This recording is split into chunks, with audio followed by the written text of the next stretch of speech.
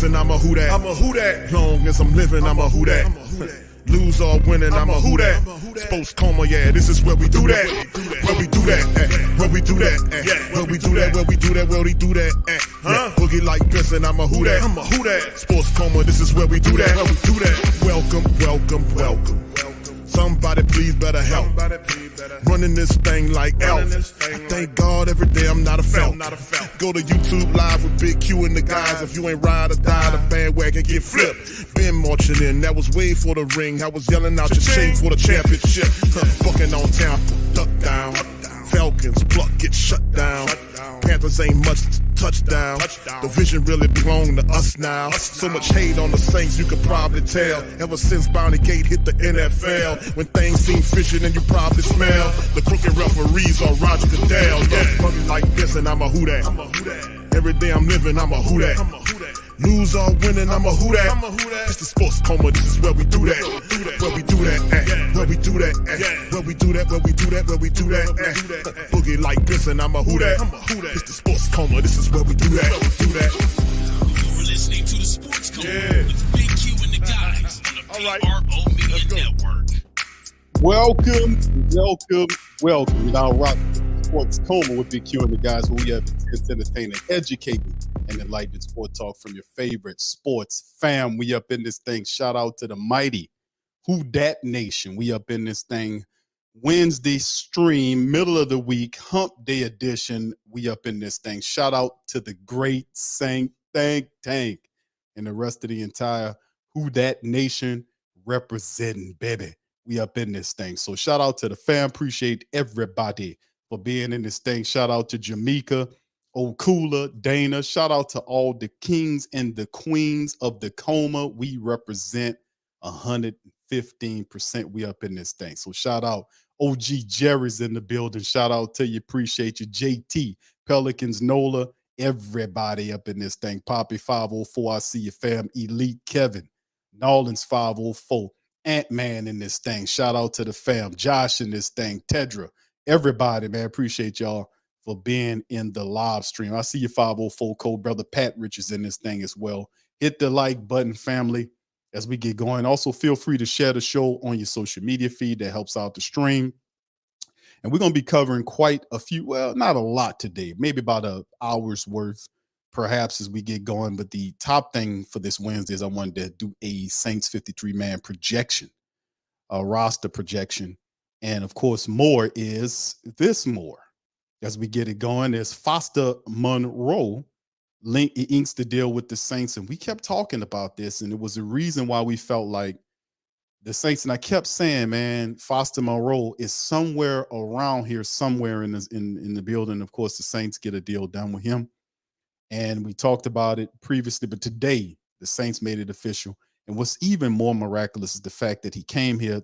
The Saints found this ailment, the cancer diagnosis. He went back, worked on it, came back, took another physical. It went dark for a couple of weeks, came back, and now the Saints saying, you know what, he passed. Welcome to the squad. He had some other deals to contemplate. But after that great situation happened where he was able to gain control, and plus Foster Monroe is from down here. You know, he went to collegiately, went to LSU, played at Jesuit. So he's a black and gold guy to the core, and he's coming back to his roots pretty much like a lot of guys do. Tyrann Matthews, another guy that came back. It's a lot of guys that come back home to help the Saints steady up. And this was probably this, and maybe the linebacker room needs a veteran linebacker. I would love to see Quan Alexander fill the veteran linebacker role for the Saints. They still have spots left to be, played. And maybe another interior defensive line, a veteran to come in and help steady the interior defensive line. But after that, the Saints, those two things, getting Foster Monroe to steady the tight end room, and then these other picks, the Saints will be riding high going into training camp and other things. So a lot of stuff shaking this week with football, but let's get it smoking and cooking with Foster Monroe as he makes the deal, and he inks the deal with the Saints, expects to play in 2023 after the cancer diagnosis. So he's diagnosed with the cancer, man comes back and makes it pop. Foster Monroe is heading to Louisiana. Free agent tight end is reaching an agreement. It's a 3-year deal worth $12 million. And according to the deal, includes 8 million of the 12 fully guaranteed and an additional 3 million in incentives for him to sign on with the team. And this is according to ESPN, and several other outlets have produced this. That early this spring, Monroe, we know the deal with him by being diagnosed, and then it was quite the waiting game. But the Saints, credit to them, knew and believed in him, and he ultimately was able to come back and make a shake. So this was a tremendous story for so many levels. A lot of people out there dealing with so many things, and for Foster Monroe to still be able to accomplish this and keep moving. He had the right approach, the right mentality. Remember, one of his quotes was, "I have to go and kick this thing's ass," and all that kind of stuff. And he really did, man. So credit to Foster Monroe. And it was just awesome, man. Just awesome, awesome, awesome. So you can see his numbers right there. Targets, 54 targets, 33 catches, 420 yards, 2 touchdowns. I think the real big thing about Foster Monroe is the fact that he's familiar with our $150 million quarterback. So the Saints do give them a security blanket. Now, we do have Juwan Johnson, who the Saints inked on a 2-year extension. And then it fortifies the tight end room. But listen, Foster Monroe is a guy that is an obvious upgrade over the Fishman. So the Saints are improving in various ways. And we can basically sit here and look at Foster Monroe over the years and say, yes, Q, he's an upgrade over Adam the Fishman Troutman. Good riddance.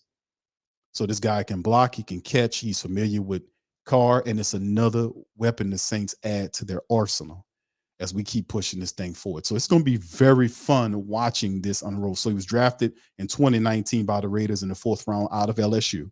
Saints, he's a New Orleans native, blossomed in the key piece in the Raiders passing attack, and is coming off a 2022 season where he's notched a career high in catches with 33, receiving yards 420, and in 61 career regular season games, he had 34 starts out of the 61 games, and has 91 catches for 1,107 yards with 12 touchdowns. And like I said, for him, the guy is a balanced tight end. He can catch, and he's very nimble, and he can also block. So he provides another more of a balanced tight end than what a Juwan Johnson would be. But you can also move. It gives the Saints versatility, gives them the 2-headed tight end monster that they're really supposed to have, as opposed to having what we had with Juwan Johnson and the laughable Adam Troutman. So, and then if Taysom Hill's a part of the tight end room as well.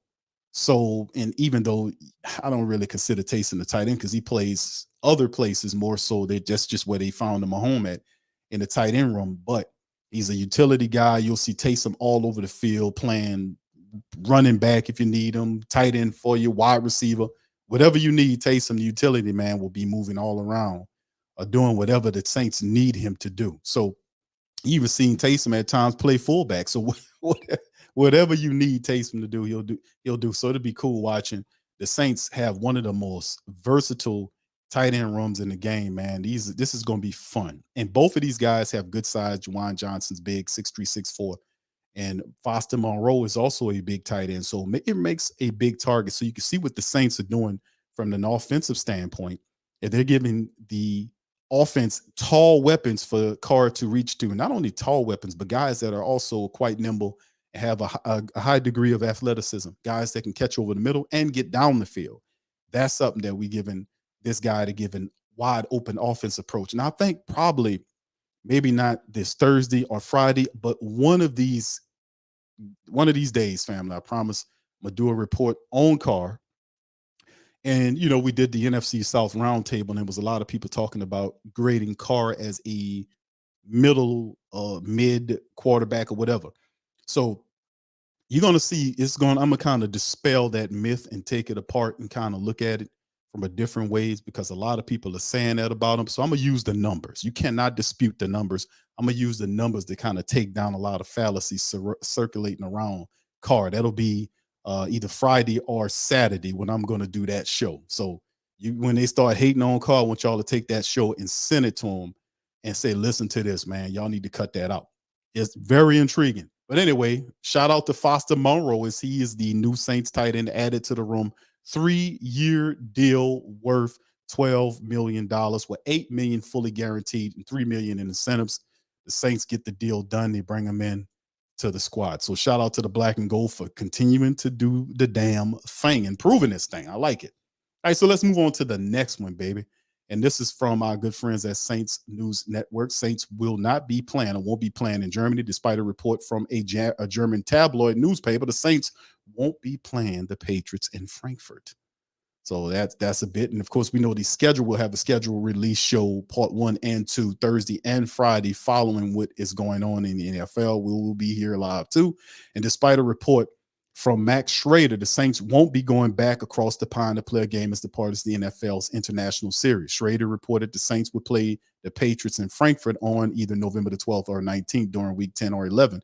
But the NFL official announcement on Wednesday has the Colts going there in week 10. NFL expansion plans to play 17 games from last year include each team that was eligible for a 9th regular season home game will be a neutral site at an international venue each year. The Saints played last year in London against the Vikings for theirs, and with the news, they'll play the Patriots at Foxborough. Sorry about that, fam. My little announcements. Let me turn that down.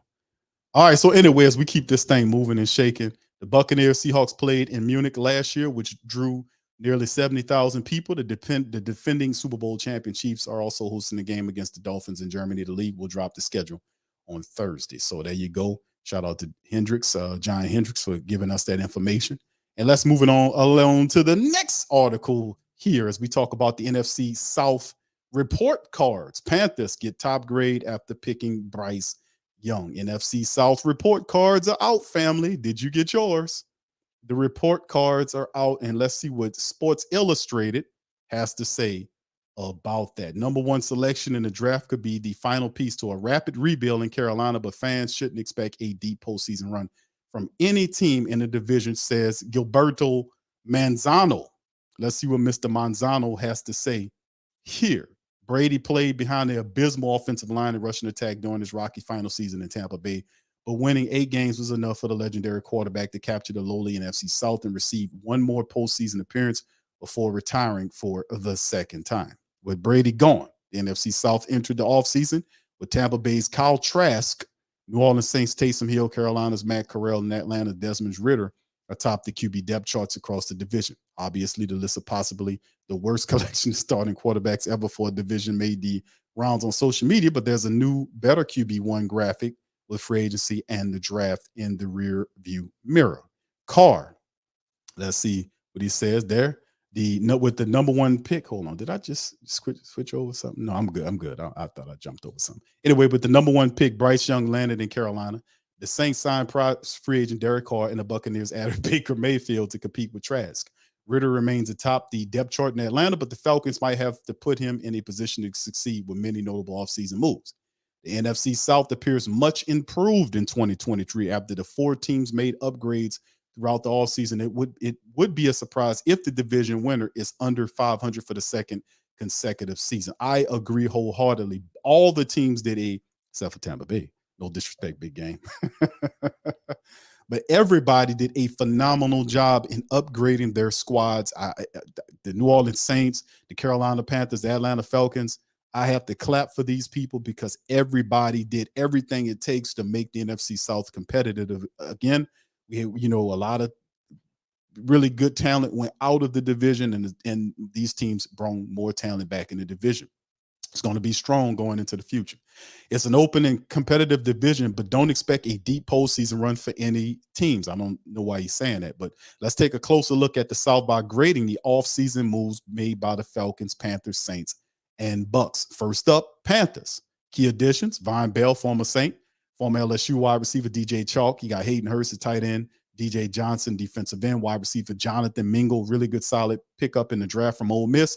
Running back Miles Sanders, the former Eagle. Adam Thielen, the former Viking, former Saint Shai Tuttle, and Bryce Young, a former Crimson Tide quarterback. Now, they did give up DJ Moore as a part of the package to get the first-round draft pick to get Bryce, and Deontay Foreman, the big bruising back, had to move on too. Where they stand after a busy free agency, the Panthers might have added the final piece to the rapid rebuild with Bryce Young, the number 1 pick, known for reading defenses, extending plays. Carolina made it a priority to return to its entire starting offensive line from last season, re-signing former Baltimore center Bradley Bozeman. It impressed the team in 2022 after agreeing to a 1-year deal. The Panthers added new faces to the skill positions too. An offensive trio of Sanders, Thielen, and Hurst might not strike fear in opposing defenses, but it's enough to make Young comfortable throughout his rookie season. Chalk will provide speed for the receiving core, and perhaps Mingo, the promising second-round pick, will develop into a number one option by the end of the season. Now, Carolina also built around its defensive core Brian Burns, Derek Brown, J.C. Horn by adding Tuttle, Bell, and Johnson. They have projected win total at 7.5 right there, and they give him a B+. Concerns with Young because he's lack ideal size for the position, 5'11", 194, but the Panthers deserve plenty of credit for quickly forming a quality roster to allow him to find his footing during his rookie year. But Carolina will need Mingo to make an immediate impact as a versatile 6'1" playmaker, or this unit will be hurting for a downfield threat. With a surging defense and a quality staff led by new coach Frank Wright, don't be surprised if Young leads the Panthers to a division title in his first season. Listen, 7.5 wins. Carolina did a phenomenal job. They took destiny in their hands, and you know what they say about about people that take destiny in their hands, that they're bold people, and fortune favors the bold. So all of these moves that they did to improve their offense, they got rid of a bad coach, got his staff out of there. They were able to tool up with a very quality coaching staff. That's first and foremost. They were able to get the young quarterback, traded what they needed to get up to the top of the draft and get the best quarterback in the draft. I've watched it, like I said, I've scouted this guy. Bryce Young is really good at what he does. You can say he's small, but he doesn't play like that. His intelligence and everything else is outerworldly. His anticipation ability, throwing to spots on the field, doing phenomenal things, doing real phenomenal things as a quarterback, and he deserves to be the number one draft pick. But there has not been too many quarterbacks. You talking about Peyton Manning and all these other guys that came in there in year number one and took a team to a playoff or a deep playoff run. That's just something. And even though, listen, they knew this guy was coming, they built the team around him, and they want to win right now. They on that JG Wentworth, I want my money and I want it now. They on that JG Wentworth hard, but this is the thing about Carolina. Even though I like Bryce Young a lot, it's still going to take some time for him to get used to the speed of the game. As intelligent as the kid is, it's going to take him some time to get acclimated to the speed of the NFL game.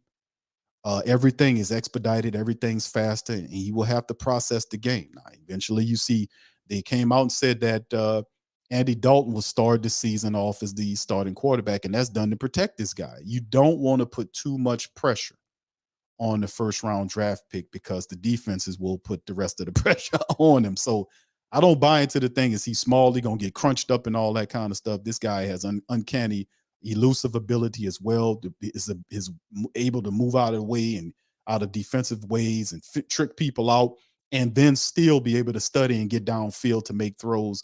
Uncanny, but it still takes time. Regardless of all those skills and all that beautiful stuff I just said, Bryce Young still going to take time to learn the NFL game. Something toward the middle, getting toward the middle of him if he's starting there, because people are going to throw a lot at him, and he will have to figure it out. So I'm not going to heap a lot on him. I'm not going to say that this team is a playoff team the first year with Bryce Young. I said this year, not so much a playoff team. They'll be better than what they were last year, but it's like stepping stones. They're going to step up. But this team will be a force next year. I promise you that much. Don't tell Rashad and Dave I said that, but and I'm pretty sure they probably listen. But don't tell them I said that the Carolina Panthers are going to be a force. I don't think this year, but I'm saying maybe next year and into the future, this team is going to be a team to contend with. No doubt about it, man. They are hitting the right movements, no doubt about it. So shout out to them. And when they talk about a downfield threat, not so much as a Jonathan Mingo as is DJ Chalk. That's what Chalk is here for. Chalk is the deep guy. He's the speed weapon. Thielen's the possession guy. Mingo will probably come in and listen. Even though they drafted Mingo is if you look at it, you have to look at like Terrence Marshall Jr. is a guy right there that's sitting ahead of Mingo, even though Mingo's a second round pick. But I think Chalk has a 1-year deal or something like that, something to that degree. But either way, this team is going to be a force in the future. I don't think this year, but definitely into the future. All right, on to our division rival, Atlanta Falcons. The Atlanta, I kind of dropped that on low. He caught me during the NFC round table. I call him the Atlanta the Atlanta Falcons. I just steal one from OG. The Falcons, the Atlanta, meaning ain't nothing going on with these guys. Falcons. Anyway, shout out to the Falcons, man. That's Terry Fontenot. That's one of our guys down there, man. Agent 007 down there handling 004 handling this business. All right, key additions: Jesse Bates and these second round pick Matthew Bergeron, the offensive lineman, defensive end, a 65-year-old Calais Campbell, Bud Dupree, Cade Nellis, Zach Harrison, Mac Hollins, the wide receiver. They traded for Jeff Okudah, defensive tackle David Onyemata. You see Robinson, the running back, holding his jersey, and Jonnu Smith, the former Titan, tight end, to add some duality with Kyle Pitts. They have a phenomenal bunch of young, talented, big wide receivers, but they have to put it together. Subtractions, Mariota and Isaiah Oliver, and where they stand. Atlanta addressed many defensive needs during free agency, which features the signing of Bates to aid cornerback A.J. Terrell in the secondary. The trade for Okudah could pay off if the 2020 third pick takes advantage of his fresh start to possibly give the Falcons a quality cornerback duo. And Ryan Nielsen is going to make that kid good, man. Ryan Nielsen's going to make him play. But then again, Okudah came from Detroit. And remember, that's Aaron Glenn was running that defense. So can Ryan Nielsen kind of help him improve there? We'll see. And Aaron Glenn was pretty good in our secondary, but Okudah couldn't make it up there. So that's something to think about as well for the Falcons. All right, the defensive front should improve with the revamped unit. Dupree, Ellis, Onyemata to assist defensive end Grady Jarrett. For the draft, the team strengthened the dynamic rush attack with his first two picks. You got the running back Robinson and offensive lineman Bergeron. Robinson's arrival will give the Falcons a standout trio with wide receiver Drake London and tight end Kyle Pitts. They also added reliable pass catcher Hollins and Smith, who will reunite with the Falcons coach Arthur Smith, the former Titan offensive coordinator. There's uncertainty, however, with Ritter, but the Falcons likely won't need him to play at a Pro Bowl level with Robinson in the backfield and a stout offensive line, which includes the re-signings of right tackle Caleb McGarry and offensive lineman Chris Lindstrom. 8.5 wins projected in a B grade for the Falcons. And this is the final say on it, the Falcons should contend in a subpar NFC South. I thought we was trending in the right direction, fam. They might lead the league in rushing yards with Robinson, who can also block and contribute in the passing game, but Bergeron, the team's second-round pick, will also improve the rushing attack as a polished run blocker, but the team probably should have used the second-round pick on edge rusher. Harrison, the third-round pick, and veteran signings might not be enough for the Falcons to dramatically improve upon their 21 sacks last season, but the Falcons address many defensive holes to pair with a surging offense. The key to it is, and we'll play this team twice, but they had a very skilled and excellent player in Tyler Algieri, who the Saints last year could not stop. Tyler Algieri, a bowling ball, just was running all over the Saints' pathetic interior rush stuffing defense, a run stuffing defense. We just got ran on. Even that first game, if you remember, with Marcus Mariota, when he was doing his little stuff, the Saints had problems stopping all that kind of stuff. But this is a new year, new things. The Saints are tooled up and bring a whole new interior defensive unit in part here to kind of stop all of this foolishness that we had last year, getting rid of Shai Tuttle, David Onyemata, who was a part of that failing interior unit. They skedaddle to rivals for the paper. And what's intriguing about Atlanta is you cannot dispute the fact that Atlanta Falcons have got it going on in certain positions. Getting Drake London, big. Kyle Pitts is healthy, look out. You have wide receiver, you got Robinson and Tyler Algieri. Just not Robinson by itself. Arthur Smith's gonna combo those guys, and that'll be like two Mike Tyson punches. If you duck one, you better watch out for the other one. And they're gonna wear teams out on Sunday, which is why the Saints have to bring it from an interior defensive standpoint. Arthur Smith is not very imaginative. I know him from the Titans. We, played him the times, and see the offense for Atlanta has a lot of fantastic weapons, but they've always had talent there. But it's what to do with the talent that they have. Like, do they have the imagination to utilize the talent that they have? Like, I can see Arthur Smith just trying to run at you with Robinson and Tyler Algieri on most nights. They have like a 60-40 run versus pass percentage, which it's not bad. I like old school game, but that's even more of an incentive for the Saints to step up with this run defense and play, and make sure they cover it, because Atlanta is going to definitely try to run the ball down your throat, and they're going to try to get that play action going. And the writer's absolutely right. Desmond Ridder doesn't have to play at a Pro Bowl level for the Falcons to have success in the NFC South. It really don't.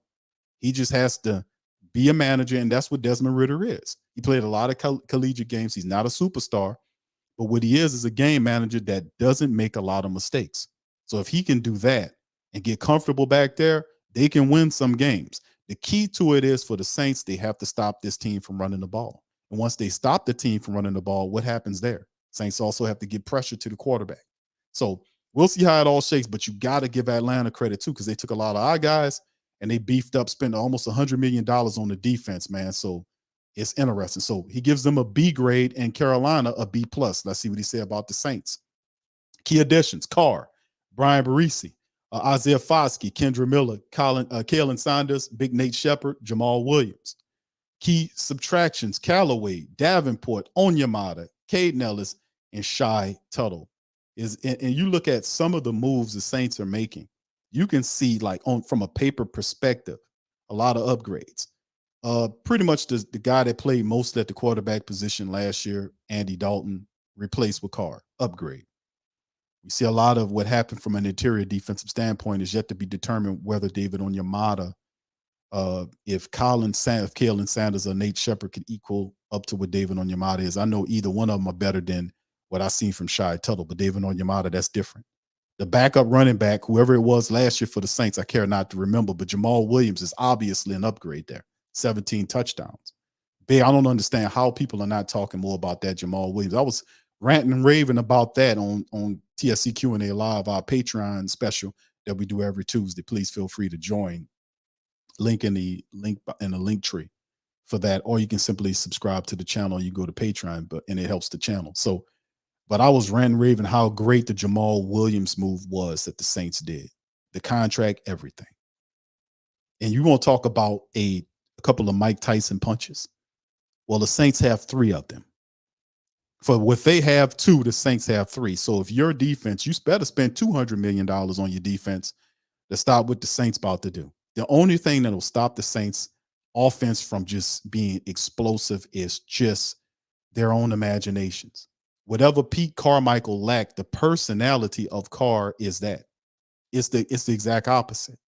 The thing that really makes the Saints defense, and I'm going to get to it when I get to my 53-man roster projection, but what's really intriguing about the Saints offense last year, they lacked explosive plays on offense. That is not the case with this rendition, potentially. On paper, let's say right now, potentially. What Carr brings, explosive plays on offense. Saints have weapons to get downfield. Explosive. They got a 3-headed running back monster of Elvin Kamara, Jamal Williams, and Kendre Miller. Think back to the last time the Saints had 3 stellar backs like that. And think about where, the direction what the Saints are going to do with that. Not to mention they can still throw Taysom Hill in there if they need him to do, it's just so much going on with the Saints. So much. Anyway, let's get finished. Let's finish with this writer saying where they stand here. After a few down seasons with Jameis and Andy Dalton, the Saints should have better played the quarterback with the arrival of Carr.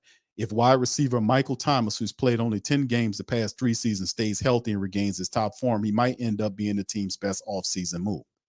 I still say it's Jamal Williams. The team avoided cutting Thomas after the 2 sides agreed on a renegotiated 1-year contract. It's a prove-it deal. The arrivals of Miller and Williams could lead to a strong running back committee with Kamara as the top back. The Saints also resigned tight end Jawan Johnson to give Carr another quality target. But the Saints lost many defensive starters during free agency, with Onyemata and Tuttle going to the NFC South rivals. With a tight salary cap, the Saints did patchwork on the defensive line with the signings of Shepard and Saunders. Perhaps Breesy, the team's first-round pick, can help the thin interior. He will help the thin interior defensive line, but he struggled with staying healthy during his time at Clemson. So did a guy like Shy Tuttle struggled at Tennessee staying healthy, and he came here and gave production to the Saints. Every instance is different. Projected total, 9.5 wins and a final grade of C. Why C? Relying on Thomas to be available this season is a risky move for the team lacking offensive weapons outside of wide receiver Chris Olave and Kamara. First of all, they don't lack offensive weapons outside of Michael Thomas, and they're not relying on Michael Thomas to be healthy. They renegotiated Thomas on a 1-year prove-it deal, but as you can see, the Saints' offensive wide receiver room is moving whether Thomas is there or not. If Mike is there, and I believe in can't guard Mike. We know that. Mike Thomas is a dude, always like Mike Thomas because I love what he brings. His ferocity, his competitive nature. It's just unfortunate. It's unfortunate that he's been hurt the last several years. Unfortunate. But we know that if he's healthy and he plays in 10 games or 12 games for the Saints, it's a positive, it's a plus. But the room is not relying on Michael Thomas to be 100% healthy for it to have success. That's why the Saints are digging around and they've added other people there as well. So they've added size and length to the wide receiver room. This guy just smooshes right over those guys. He doesn't talk about Rashid Shaheed. He didn't talk about none of these other guys. Brian Edwards or A.T. Perry, and none of these guys. He didn't talk about none of them. Just peruses right over them. Weapons outside of wide receiver Chris Olave and Kamara. That's not the only weapons we have. Chris Olave and Kamara. We have Rashid Shaheed. We got all kind of people. It was also a gamble for the Saints to bet on Carr, who was inconsistent throughout his 9-year stint with the Raiders. Inconsistent. Listen, fam, let me tell you something. I know about the 63 and 79 situation, but sometimes you got to look at the numbers too. Like we all know from a commonsensical standpoint about Carr. Like when they signed Carr, I wasn't really enthused about Carr. But because he's not a perfect quarterback, but I think the guy is better than mid. People keep saying mid. Oh, Q, he's mid. He's a middle of the pack guy. And then I see these people put up these weird QB projection boards that have guys like that'll list the top quarterbacks in the NFC South, the top 10, and Carr's not even the top 10. Then you see some that have the top 12. He's not in the 12. But you see Justin Fields up there. How is Justin Fields? What? Who is doing this? Who is writing this stuff? And you can't inconsistent. You won't talk about win-loss total as a team. He was on those teams, and those teams were incomplete. And you know how the offense for the Raiders were operating with all those years up and down. He had Gruden here. You had this other guy here. Up and down years. Imagine that guy in the Saints offense, in a Sean Payton offense. Imagine him in a Sean Payton offense. And one thing they're not talking about are explosive plays that get the ball down the field. One of this positive, what I really like about Carr, and I said this the whole damn time, is that he brings the explosive plays. He's good at throwing an accurate deep ball. And it's just his brand of football is not boring. And especially when you add it with the weapons the Saints have. That was the problem the Saints had last year, is that we couldn't get the ball down the field. Not consistently anyway. We lacked explosive plays from an offensive standpoint. Well, we just, but you got guys like Chris Olave and Rashid Shaheed and all these other fantastic players who can get downfield and get that ball from Carr. And when you have the explosives come back, family, that creates space everywhere.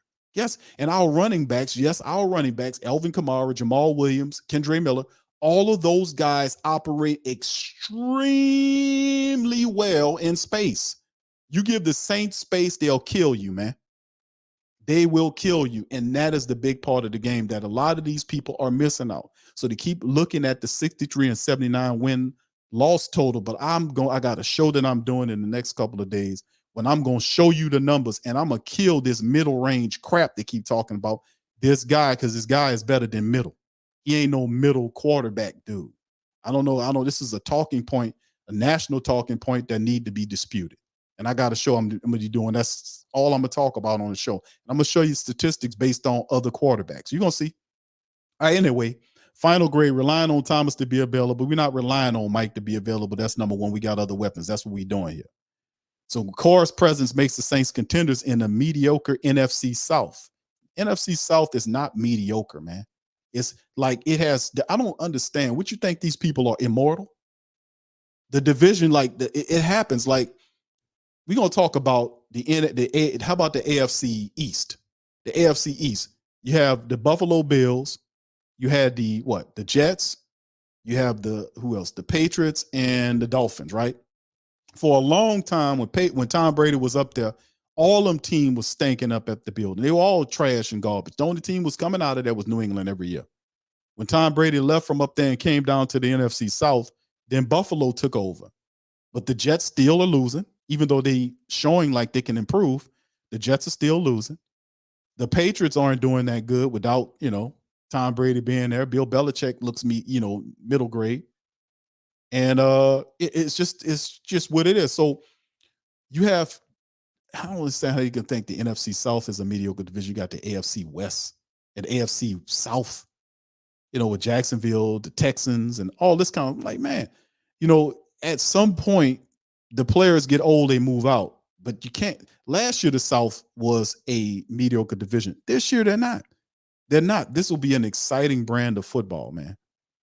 Age and roster lost a handful of starters, and the defensive line has plenty of uncertainty, making them long shots to come out of the NFC if they advance to the postseason. So let's contend with this for a second, just for a second.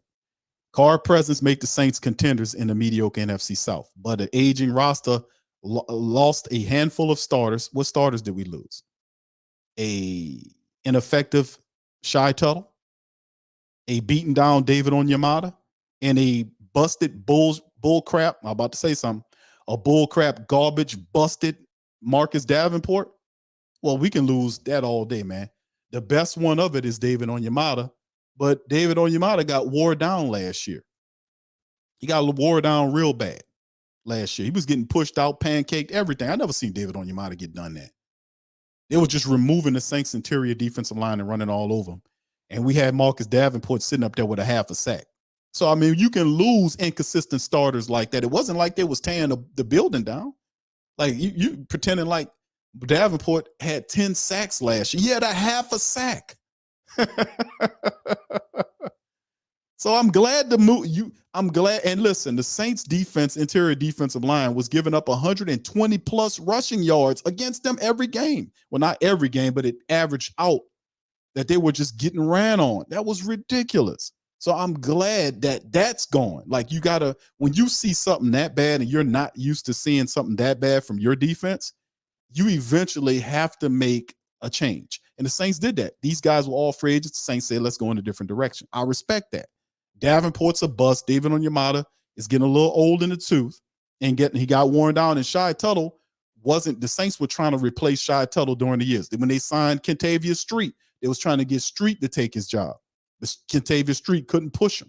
So eventually the Saints moved beyond, and now they were able to sign Sanders and Shepard and get Brian Barisi, re-sign Malcolm Roach. And I'm telling you, Tanu Passanio will be a part of the interior defense. So I still see the Saints signing another interior defensive lineman at some point before the camp start. So I'm good with losing those starters. And you talking about Andy Dalton was a starter. Yeah, I'm good with that. I'm good with that too. Now Caden Ellis is the guy that probably be the one that hurt because you haven't really pulled anybody in that you think can reproduce him. Maybe Quan Alexander's the guy that can come in and help us. Or do the Saints believe that much in Zach Bowen to allow him to step up so that he could perhaps have a Caden Ellis style year? This could be a proven deal for Zach Bowen as well. So, I mean, it's a lot of questions there, but come on. Most of our starters, they weren't playing well for us last year. The defensive line had plenty of uncertainty, making them long shots to come out the NFC South if they advance to the postseason. What uncertainty? What uncertainty are you speaking about, sir? What uncertainty do the defensive line has outside of the fact that they can't possibly perform worse than what the Saints unit did last year? They will. You can't do worse than that, right? So, I mean, you can't do any worse than what they did last year. The Saints will need their familiar core of Kamara Thomas, defensive end Cam Jordan, linebacker Demario Davis, the cornerback Marshawn Lattimore to make one more run with Carr under center. Perhaps the Saints' top veterans are being overlooked, but they are short on young cornerstone pieces. Are they really? Are they really short on cornerstone? Is Chris Olave not a future cornerstone? How about Rashid Shaheed? Is he not a young cornerstone? What about Isaiah Foskey? Is he not a young cornerstone player potentially? Or Brian Breesy? You making it seem like Laddie Daddy is over 30-something odd years old. Paulson Adebo is still very young. The Saints have players positioned behind some of their older veterans. Now, Pete Werner, isn't he not a young cornerstone? We can name several cornerstones. This person's not very familiar with the Who Dats. That's obviously, but they finally might do. He says, but under Carr, perhaps the Saints' top veterans overlooked, and they are, but they are short on young cornerstones. No, they're not. And they might finally have to do a full reset if they don't win the division this season. Full reset is not in the Saints vocabulary. They're not going to have a full reset with the New Orleans Saints organization. You just signed Carr to a $150 million deal. That's a 4-year deal. About time the season over is 3. The Saints have given him probably one of the best potential running back groups that we've seen in some time. They've totally kind of put the wide receiver room. We'll go through the 53 projected round, and of course is the Tampa Bay Buccaneers. And he gives them a 6.5 win total and a C-. So the Saints get a C? Really? Man, come on. Shut your mouth. Shut your mouth. You give the Tampa Bay Buccaneers, who free falling, C-, and the Saints get a C. And all they did was upgrade. David Onyemata, the only one you might look at and says, if it's Kalen Saunders, is he better than David Onyemata? That's the only one, and perhaps the Caden Ellis situation, but David Onyemata is Caden Ellis. But everywhere else, they upgraded and put better players there. Time will tell, though. All right, so anyway, let's move over here, and this is coming from the WhoDatDaily.com. New Orleans Saints early 53-man roster projection. You guys can feel free to go to the WhoDatDaily.com and take the article and share it all the way around. We up in this thing. And here it is right here. And this is the 53-man roster projection broken down in categories. As we start, now the top 3 quarterbacks we're looking at, you see Derek Carr, Jameis Winston, and the rookie Haener is sitting there. And of course, the title, the subject, the breakdown of the Saints spent heavily on veteran signal caller Derek Carr to lead the offense. The idea is the Carr provides leadership in deep ball, explosive plays to open up Saints offense. The rework in a former starter, Jameis Winston, was masterful to provide a solid backup in case of struggle or injury. The draft in the 4th-round draft pick, Jake Haener, gives the team future QB prospect that isn't in conflict of the QB room. That makes a lot of sense because in today's NFL, you know that's a big issue. Well, Derek Carr and the Saints came together, and they got a prospective young quarterback that it comes from the same university as he. So, and the timeline is a little different, but Carr wants to take him under his wing, and this could be something special. Nobody's in their feelings about this, and this could be interesting, but Carr's the man right now. Jameis provides a good backup in case of struggle or injury.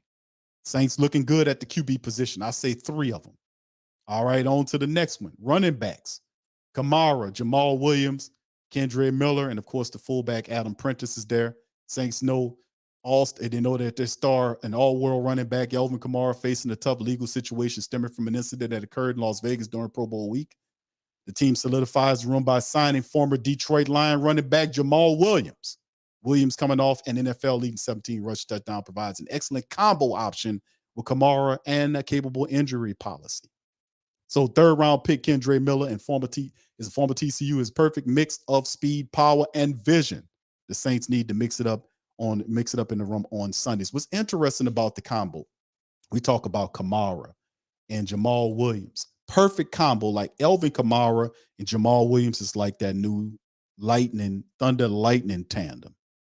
Remember, like that, this combo here, over the next couple years could be very good. Especially if the Saints use their imagination and are able to they can put Kamara and Williams on the field at the same time. Williams in the backfield, kind of spread Kamara out, have him, in other areas to decoy Kamara. That would be cool. Decoying Kamara, using him as a decoy because he could play wide receiver. You can spread him out there, have him decoy and Jamal Williams running at him, spread the defense out and pound him, right?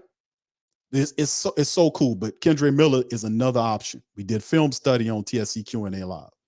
The film study, we broke down all of the draft picks. It was fun doing it, and I was showing the family members tape of Kendre Miller and how he runs, the vision, breaking down, getting small, getting up under guys, and seeing people behind him without even looking at him. I was just just uncanny running back ability. And then the fact that he has a second level to his speed when he gets into open field, setting up screens, the patience to watch his offensive linemen set up screens. He masterfully uses guys that's blocking in front of him to cut behind him, and he doesn't run the guy over. You know what I'm saying? Like some running backs that just run over their blocker. Just he doesn't do that. The guy, it was just so cool watching his film, man, and how advanced Miller is at running the football. Speed, power, vision, he got it all. Very solid pickup. I was in my feelings on draft day about not getting Tajay Spears.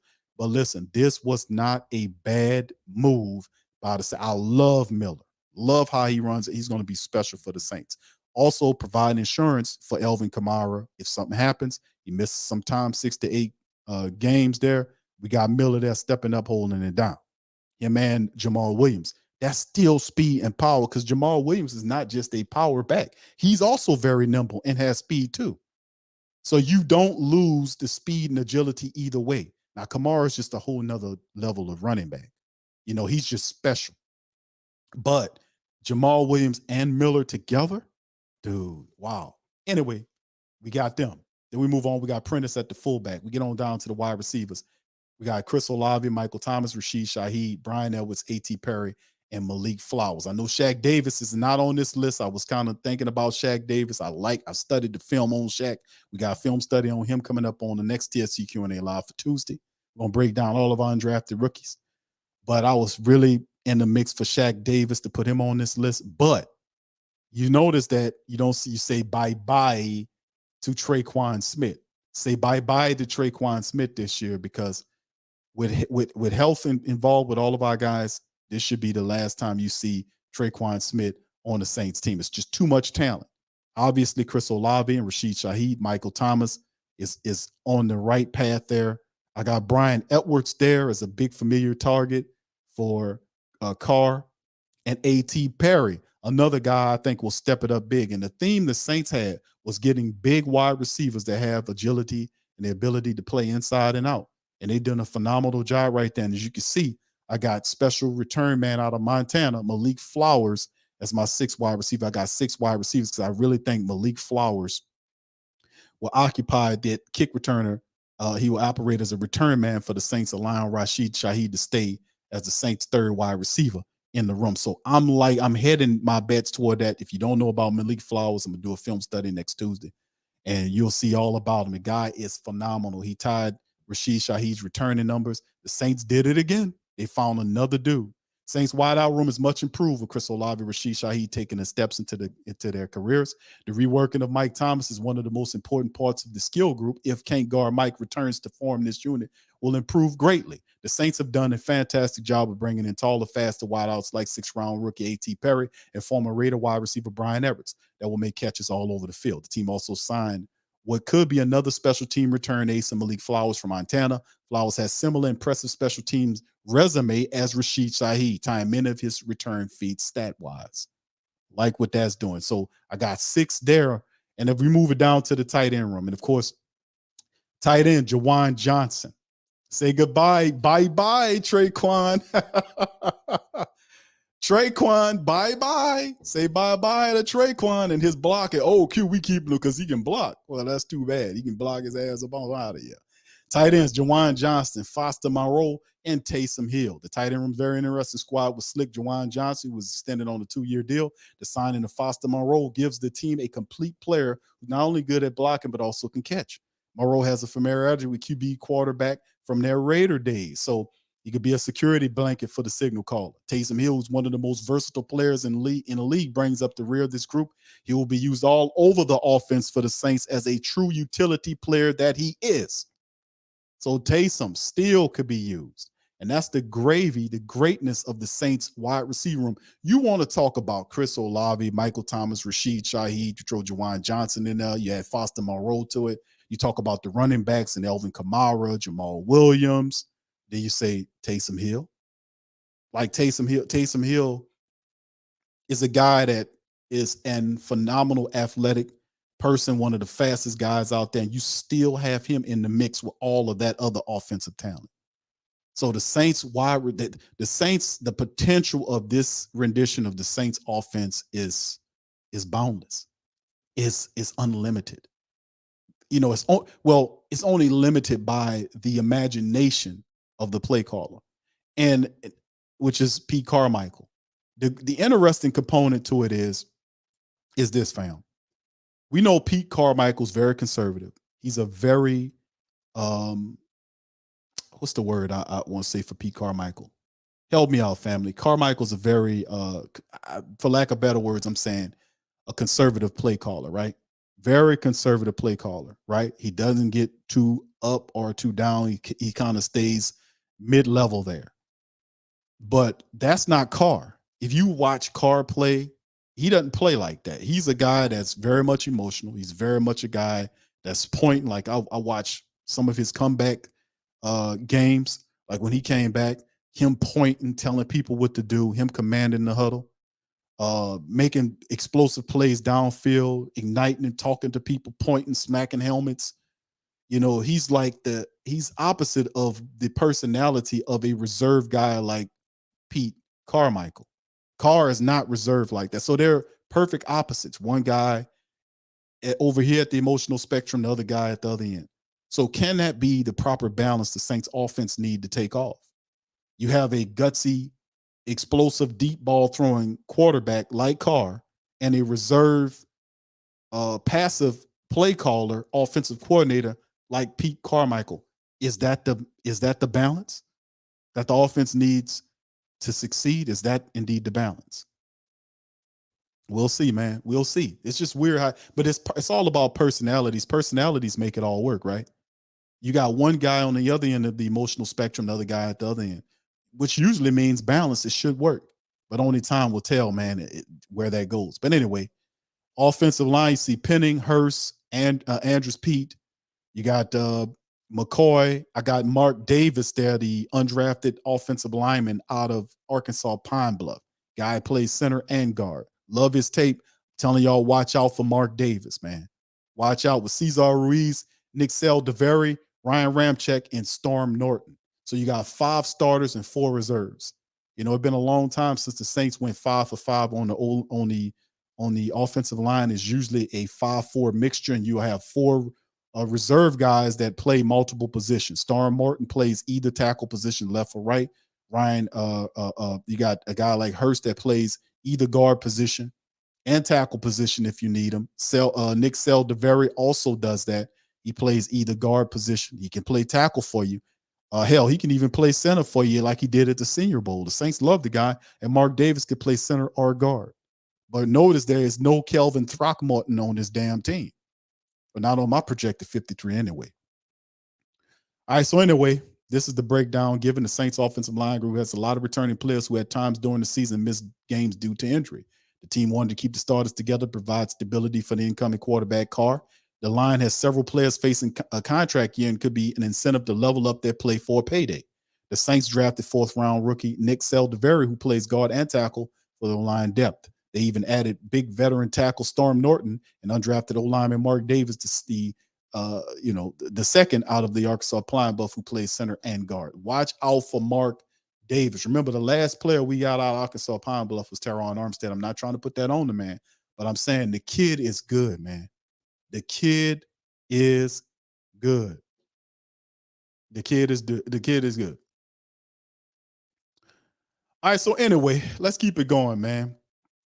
The defense, we got Cam Jordan, Peyton Turner, with Carl Granderson, Isaiah Foskey, and Tanu Passanio. So there we go. We got that going on. So we knew Cam. We got, Cam's a starter. We got 3 other guys that'll be bringing in here to try to fight for that the opposite defensive end of a pass rusher role. Is it Carl Granderson? And then you have the situational pass rusher, which the Saints like to use. So we have 2 of those guys up. Who could it be? Is it Granderson? Is it Turner? Is it Foskey? All right, is it Foskey? I don't know. The thing is, this is the thing. If we talking about draft picks, right? Then you talk about a 1st rounder, You're talking about a second rounder and undrafted guy, right? So usually when you draft the guy with the first round pick, usually the first round pick has value. That's how it's situated. Like if you want to trade picks during the draft, if you really want to get up there, you got to give up first round draft picks. They're a very valuable thing that most people kind of hold on to. The issue is with Davenport being a bust and gone, we got Peyton Turner, who's a draft pick there, first round draft pick. The Saints ultimately have to see what Peyton Turner can do coming into his third year. A lot of people don't have a very high opinion of Peyton Turner because he can't stay healthy. But still in all, he still has to justify that first round pick. We know that Isaiah Foskey, I think Foskey will be good in the future. But Peyton Turner is a guy right now that has to show what he can do. He really does. Carl Granderson, 5.5 sacks for the Saints last year.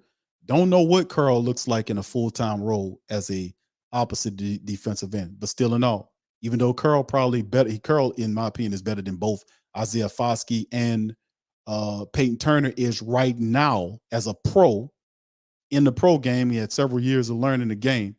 Still in all, he's still undrafted. The Saints still have to see what Peyton Turner can do. But can Peyton Turner do it? I don't know, man. That's a toughie. I don't know what Peyton Turner. I mean, if Peyton Turner can stay healthy, I've seen glimpses of what he could do. Phenomenal athleticism. I mean, he has a few moves there, but so many missed games with Peyton Turner. It's hard to imagine him being steady and doing what he do. So I don't know. Peyton Turner's a question mark.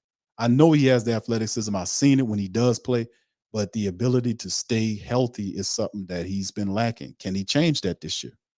Can he change that? I mean, it's not beyond belief that it can happen, but we'll see. And then inside, the Saints totally just tearing out the guts of the interior of the defensive line.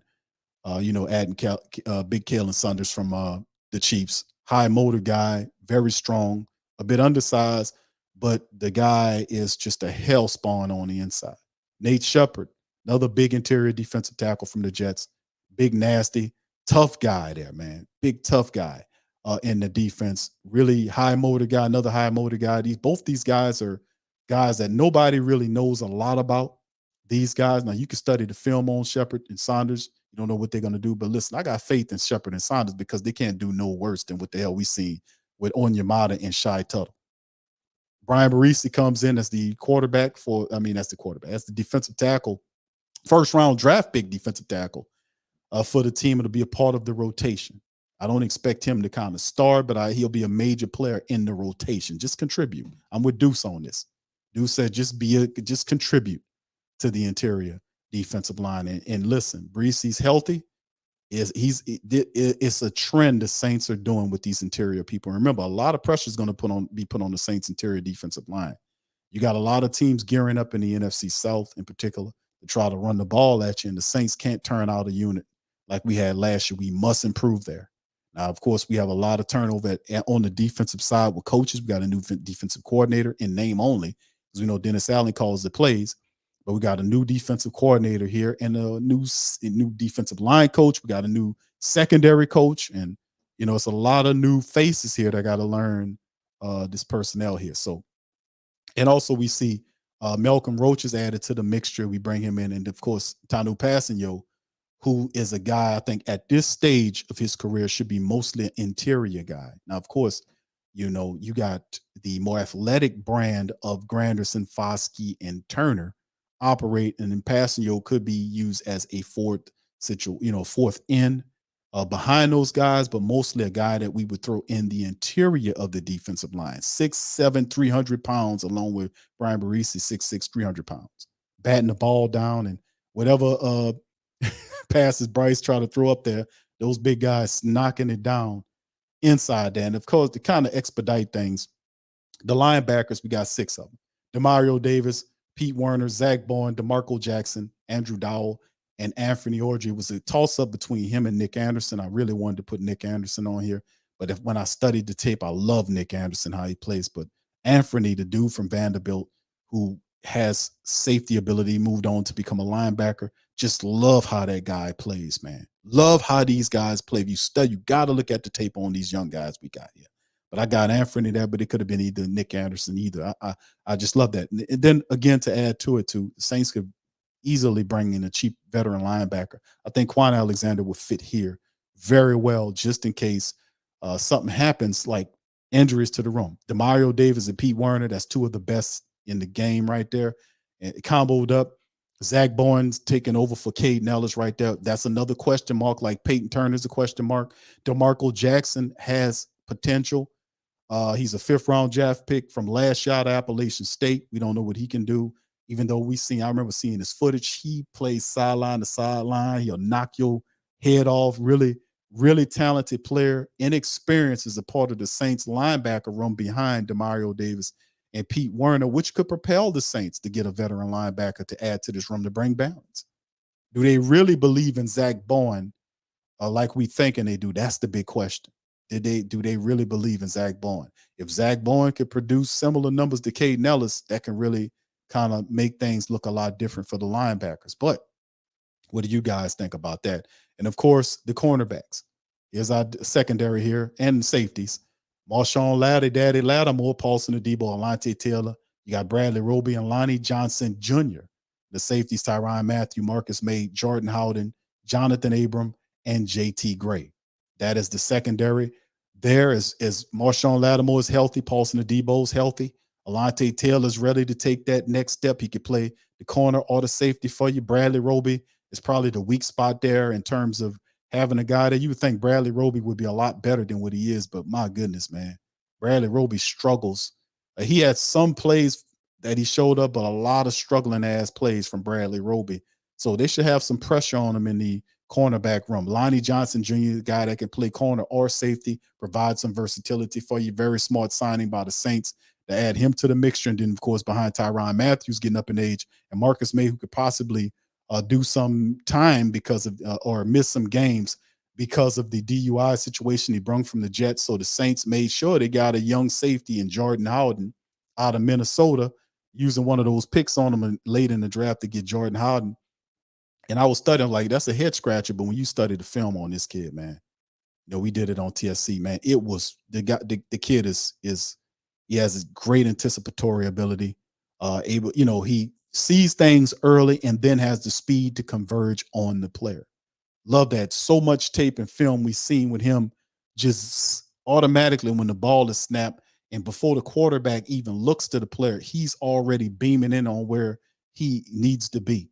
And not only does he makes the interception, like you'll see players back in the day like PJ Williams or Ken Crawley or one of these guys, they'll just hit the cornerback and cause an incompletion, right? They'll just tackle the wide receiver. They'll just hit the receiver to try to jar a incompletion, as opposed to just seeing if you can get there and meet him and see if you can get that interception. That guy, Jordan Howden, he gets there. He gets to where the ball is and he makes the play. And it's not like easy interceptions. He makes difficult picks as well. So I just love his eyes. He still has some things he got to work up on, but I can see why the Saints went and got this kid. And he does provide them a young safety, because a lot of the Saints brung in are on 1-year deals. So he could be a future guy in the safety room where the older Tyrann Mathieu and Marcus May could miss time. Remember, he missed 6 games last year because of injury. So Marcus May, might be out with the DUI thing, and then he missed 6 games due to injury. So the Saints did themselves a world of good by adding him to the team. And plus, I love them bringing in Jonathan Abram, who's a hitter. I love the Lonnie Johnson Jr. move, and then they re-signed JT Gray, gave him a multi-year deal to be a special teams ace in the room as well. So it's a lot of talent there. And then, of course, we know the special teams are our special teams players. Will Lutz, who has a lot of pressure on him to perform this year. I know Blake Gillikin, I'm expecting him to improve greatly. And I said the return man is Malik Flowers. I really like Malik Flowers. So anyway, it's going to be cool, man. All right. So anyway, shout out to Tyrone. Thank you, bro, for the super chat. That is the number 4 car. Number 4 car. Number 4 car. Is it car? Where is number 4? I don't know what you mean by that, brother. Put that in the chat. Let me know what you mean by that. Does he wear the number 4? I would say, yeah. I would say yes, he does. But anyway, this is my projection for the roster. And of course, there were a few guys I left off of here, man. I really was kind of wrestling with, like guys like Nick Anderson, Shaq Davis. I like these guys. I just think, man, at the end of the day, man. Yeah, Corvada says he likes Anderson over. Hey, bro, you just got to put the tape on, man. It was like it was very close for me. It was very close for me. All right, shout out to the fam, man. All right, shout out to y'all. Big Low in the building. What you doing here, Low? He says, y'all need a QB. The Falcons ain't like they okay. No, we don't. No, we don't need a QB, Low. We good. We good, brother. We got it. We got our QB. We be straight. We good. We good with ours. So yeah, we good, bro. You just better watch out, bro. You just better make sure you got your interior defensive line together, my brother. You better get ready because the Saints about to run 3 heavy hitters at you, man. It's about to go down in a tough way. All right. So anyway, shout out to the fam, man. What y'all? All right, Andy says, do the Superman. All right. That's more of a low thing, man. Dun, dun, dun, dun. That's the Superman chat. Okay. All right, Andy. There you go, brother. God damn it. All right. Low says, all right, Saints fam. Y'all take care. Keep them on the straight line. Shout out to my brother Low. Thank you for popping in there. All right. So anyway, fam, what's good, brother Marty? Shout out to you, man. Good to see y'all. Appreciate y'all being in the building as well. All right, brother Yakub says people talking about E.T. Perry, but Shaq Davis is a wide receiver. Yeah, they call him Baby Megatron. They call him Baby Megatron. But yeah, Shaq Davis, man, special, man, very special players. It was tough making these moves, bro. It was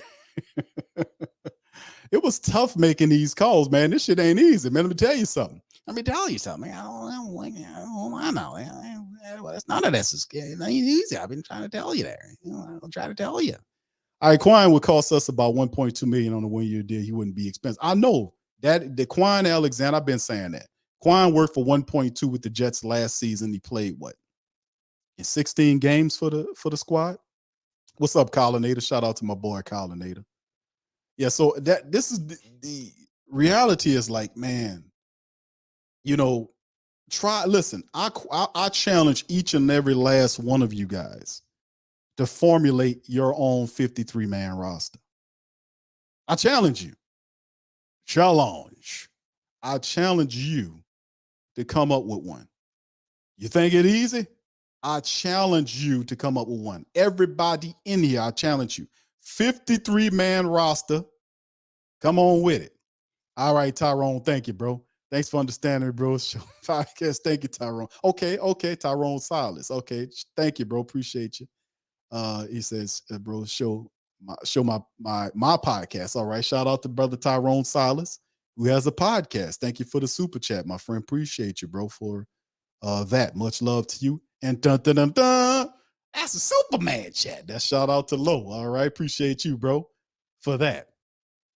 All right, so yeah, I challenge y'all, man. Y'all come up with y'all own 53-man roster. That ain't easy, man. Let me tell you something, man. Let me tell you. But anyway, let's do our quick little breakdown, go over our little recap for those who missed it. Foster Moreau inks the deal with the Saints and expects to play in the 2023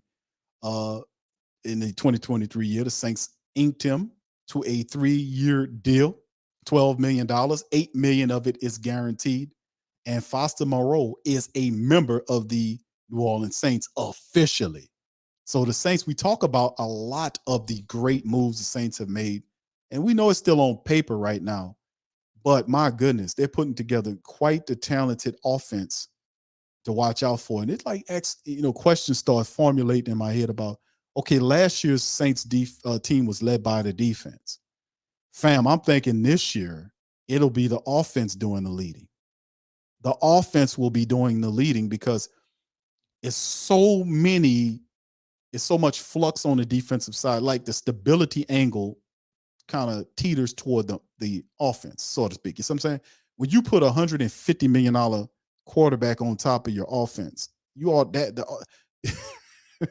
that happens, you automatically say, hey, man, listen, the offense has got to take the lead, man. You can't have a defensive first team with $150 million quarterback. That don't make any sense. So me thinking about the numbers and me thinking about the talent that they're surrounding Derek Carr with, we talking about all the stuff that we went over today.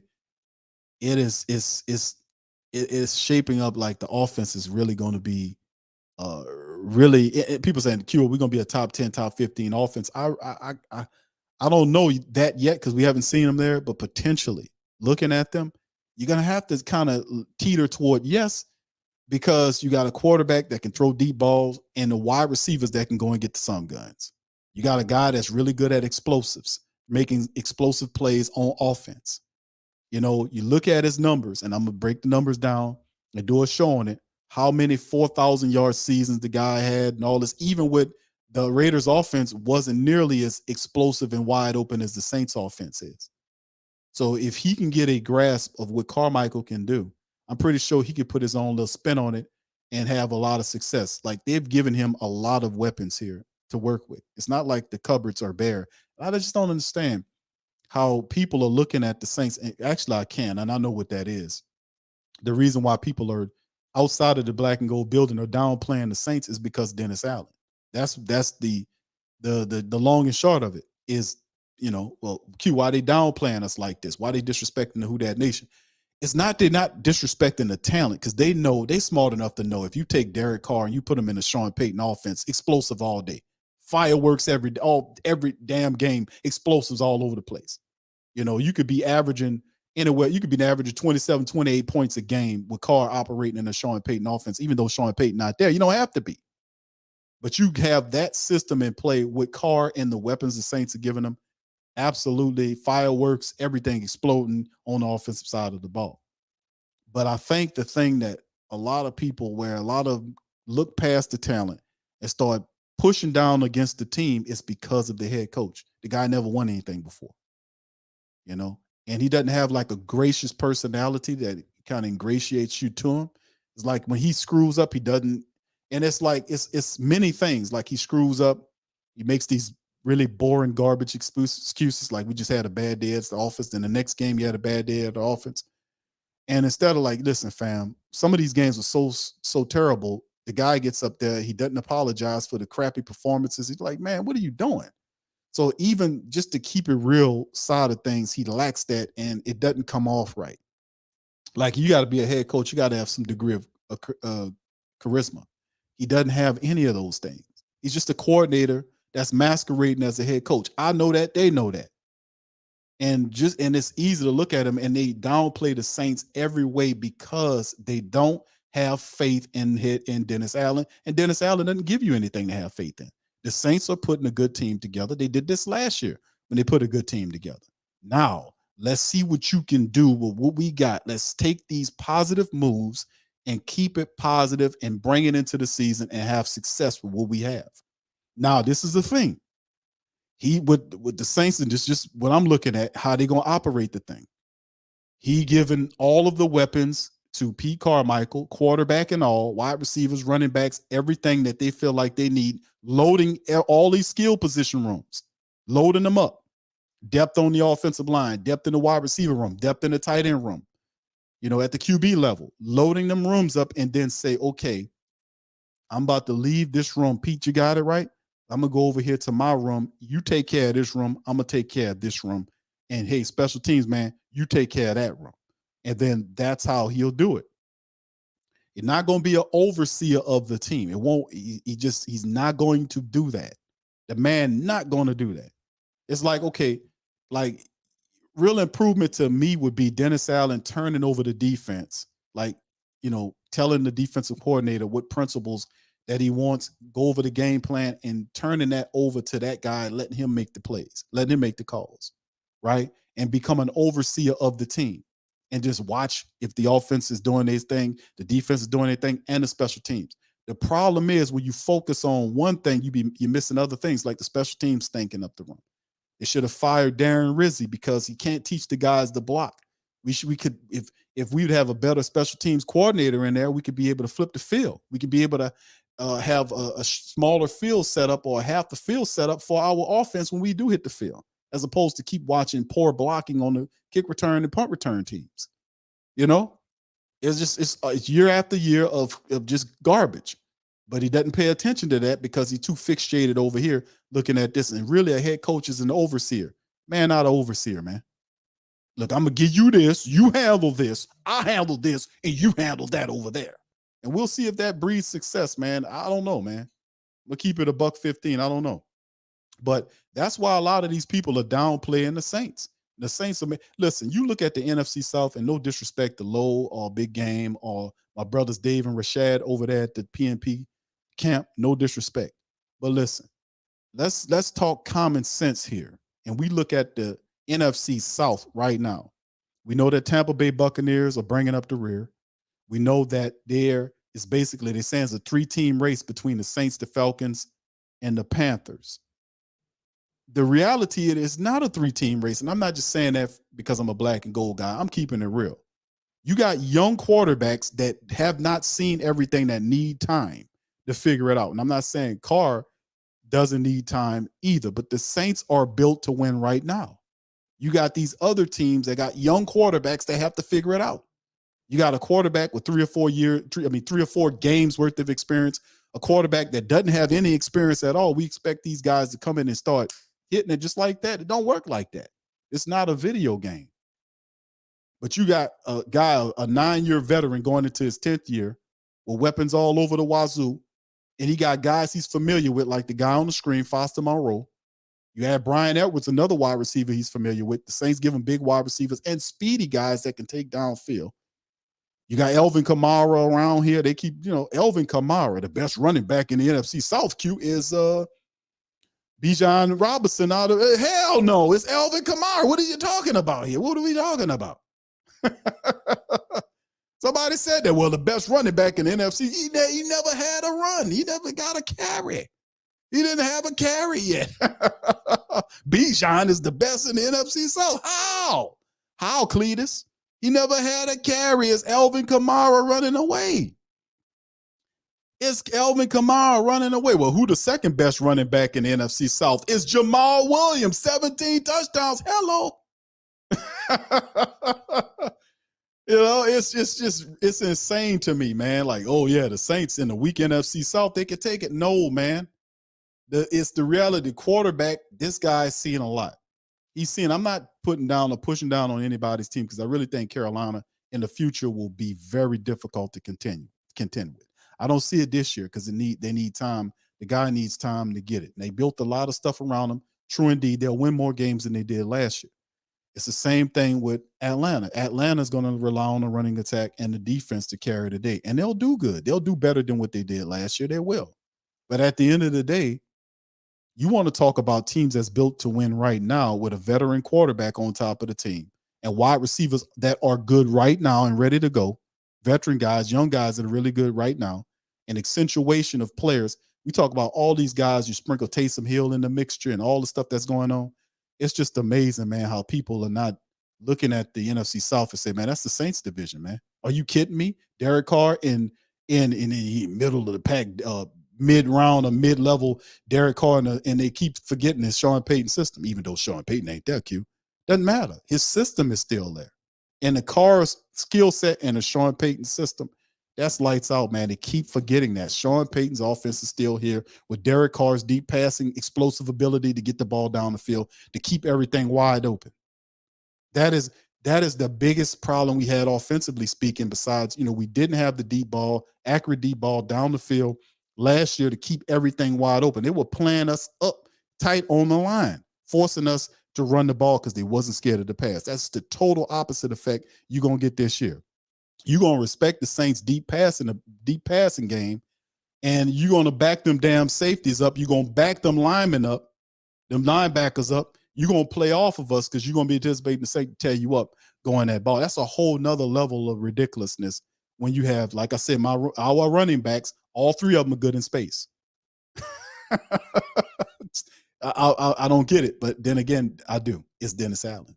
They don't have faith in Dennis Allen. They thinking he's going to screw it all up. That's just what it is. Anyway, let's keep it going, man. Shout out to the fam. Thank y'all for chiming in on this one. All right, let's keep it moving, man.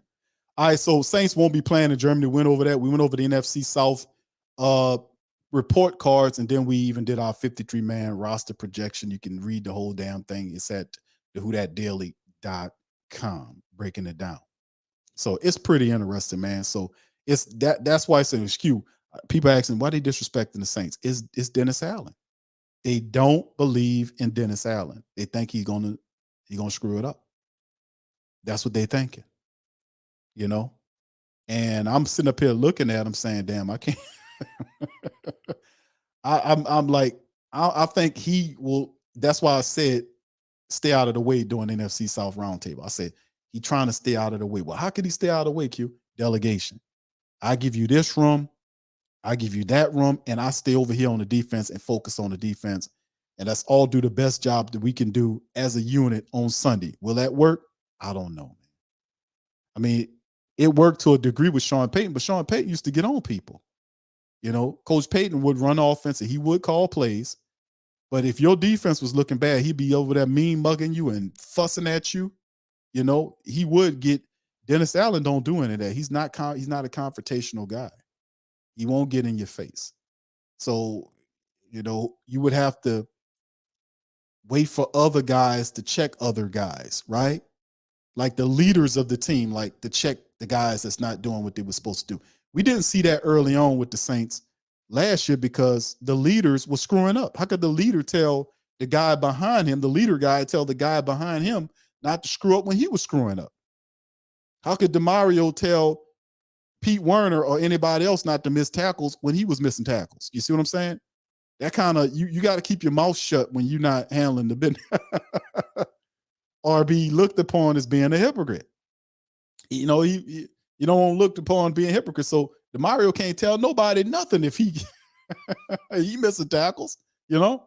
David Onyemata can't tell Malcolm Roach nothing if he getting pancaked. He getting pushed down. You know? Nobody can tell nobody nothing if they drop in the pass. Like, you need to catch that ball. Well, hey, man, didn't you just drop that pass? How you telling me to catch something, man? You know?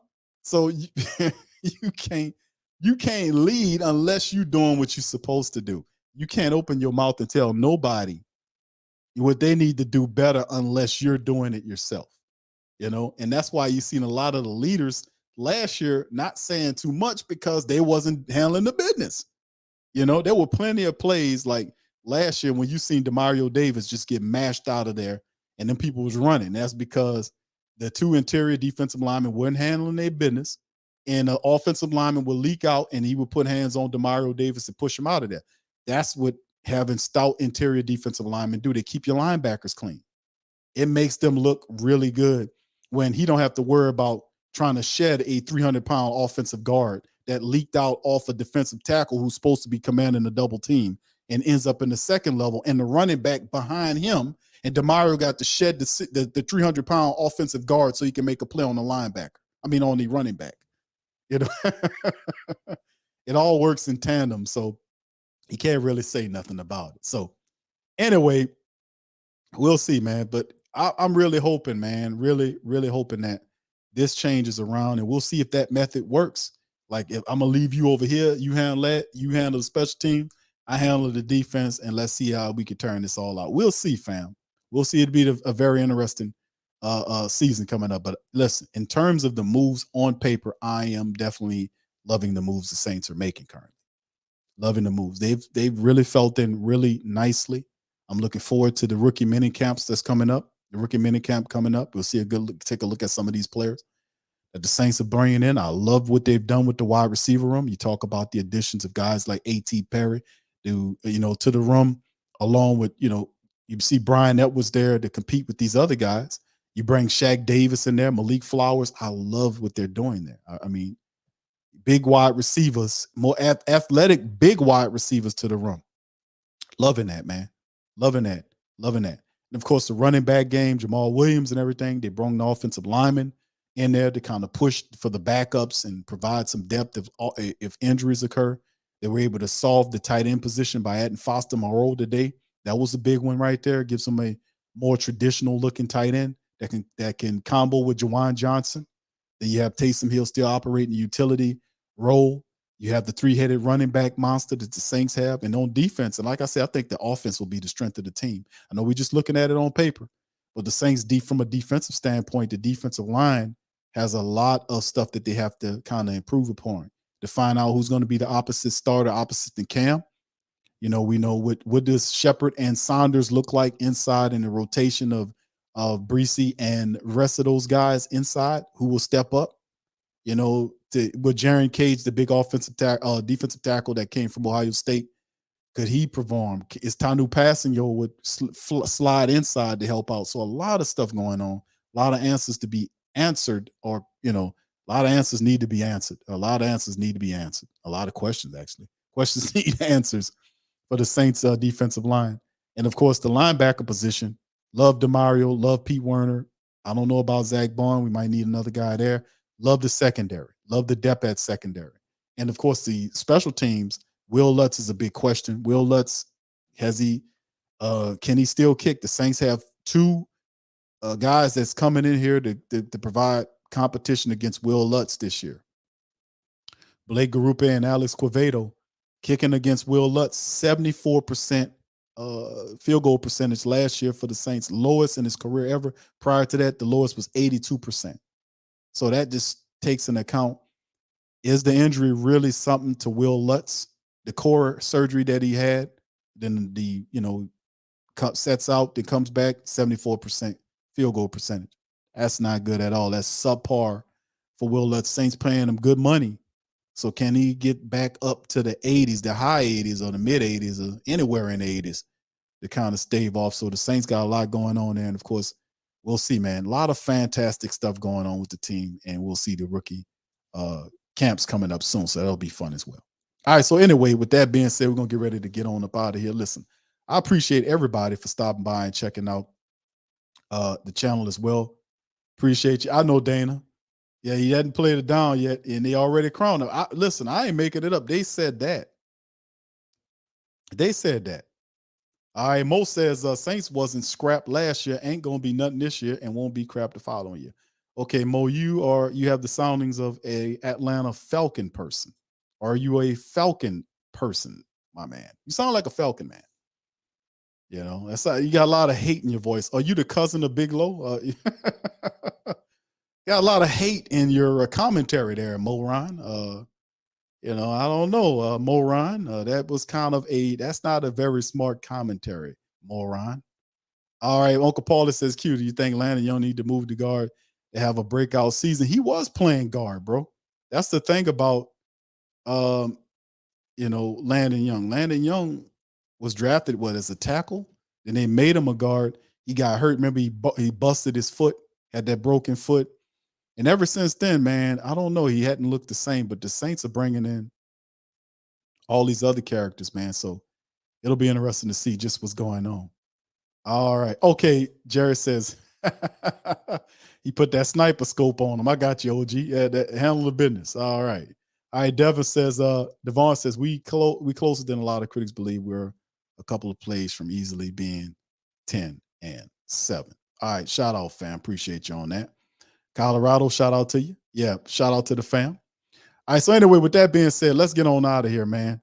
The Saints have the best two running backs in the NFC South. I'm just going to keep it a buck with you. Alvin Kamara and Jamal Williams, both of those guys are, dude, come on, man. Yes. Those two guys, those are the best two running backs in the NFC South. Come on, man. I like Miles Sanders, but you got Kamara and Jamal Williams. 17 touchdowns last year, man. The two best backs in the NFC South are currently New Orleans Saints players. Let's just keep it real. Let's stop the cap. All right. So anyway, with that being said, yeah, I covered it though, bro. I just mentioned it. I covered it in the roster prediction. Olave Thomas, Shaheed. I think Brian Edwards, A.T. Perry, and Malik Flowers. That's who I got. Now, of course, you could probably, it was a toss-up between me. If I like Shaq Davis versus Brian Edwards. That's another one I could think about sliding in, slide out versus Brian Edwards, who Carr's familiar with. But yeah, Shaq Davis could be a guy that I can replace for Brian Edwards. Well, we'll see, man. We'll see. All right, so anyway, let me get on up out of here, man. I appreciate y'all. Y'all have a good night, and I'm going to holler at y'all on the flip side. The next show, I'll be back on Thursday. We'll kind of cover the NFL schedule release they're supposed to be doing tomorrow. We'll cover that on Thursday and Friday, man. So appreciate the fam. Y'all take it easy, and I'm going to holler at y'all on the flip side. Who dat? Yeah. Huh? like Benson, I'm a who that. I'm a who that. Long as I'm living, I'm a who that. Lose or winning, I'm a who that. Sports coma, yeah, this is where we do that. Where we do that, where we do that, where we do that, where we do that, where we do that. Boogie like Benson, I'm a who that. I'm a who that. Sports coma, this is where we do that. Where we do that. Welcome, welcome, welcome. Somebody please better help. Running this thing like elf. I thank God every day I'm not a felt. Go to YouTube live with Big Q and the guys. If you ain't ride or die, the bandwagon get flipped. Been marching in, that was way for the ring. I was yelling out your shame for the championship. Fucking on town, duck down.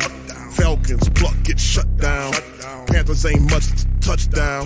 The vision really belong to us now. So much hate on the Saints, you could probably tell. Ever since Bounty Gate hit the NFL, when things seem fishy, and you probably smell the crooked referees or Roger Goodell. Fucking like this, and I'm a who that. Every day I'm living, I'm a who that. Lose or winning, I'm a who that. It's the sports coma, this is where we do that. Where we do that, where we do that, where we do that, where we do that, where we do that. Boogie like Benson, I'm a who that.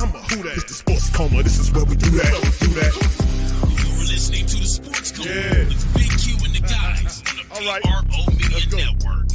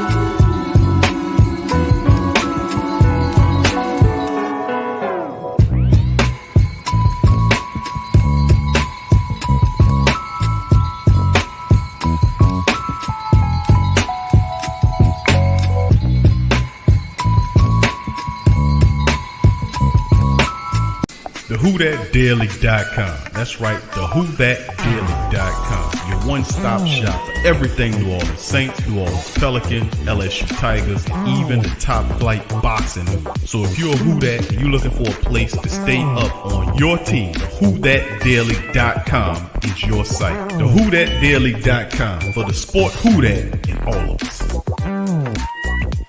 Check out the Pro Shop. That's right, the Pro Shop is the platform store where you can go and buy all the latest merch to support the platform. Available at the Pro Shops, we have dozens of hundreds of products available for you and your family. Unisex tees for men and women, hoodies and sweatshirts, tank tops, kids and baby items, long sleeve tees, mugs, pillows, wall art, bath bedding, face masks, phone cases, stickers, bags, fanny packs, socks, hats, and many other items. Please feel free to check out the Pro Shops. The link is in the description section below. And remember, it helps the platform continue to grow. Check out the